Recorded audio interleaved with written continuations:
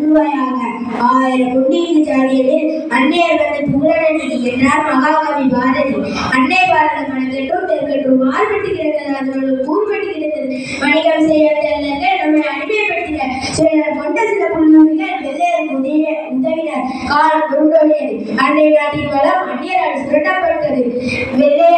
அடிமை வாழ்கிற அணியும் உதவியும் கிடைத்தது. எவ்வியென்றால் வனவாசம், ஏனென்றால் சிறைவாசம். இந்திய தேசிய காங்கிரஸ் கட்சி தொடங்கப்பட்டது.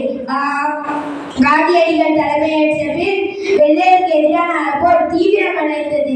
கத்தியின் திறத்தமின்றி யுத்தம் கொண்டு வருகிறது என்றார் மாமங்கர் கவிஞர். அக்கா அக்கா என்றே நீ அழைத்தாய், சுக்கா விலக கொடுக்க சுதந்திரம் என்றால் பாவேந்தர் பாரதிதாசன். ஜாலியன் வாலாபாக் படுகொலை நாட்டில் பெரும் கொந்தளிப்பை ஏற்படுத்தியது.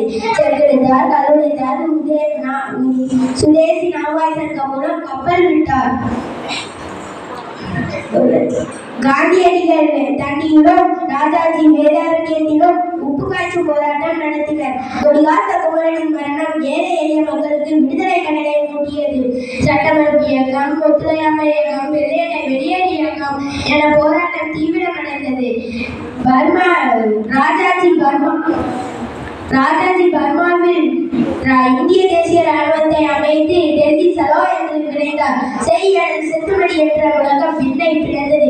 இப்படி வாக்கப்பட்ட சுதந்திரம் நம் சுதந்திரம். நம் சுதந்திரத்தை பேணி காப்போம். அனைவருக்கும் இனிய சுதந்திர நல்வாழ்த்துக்கள். நன்றி.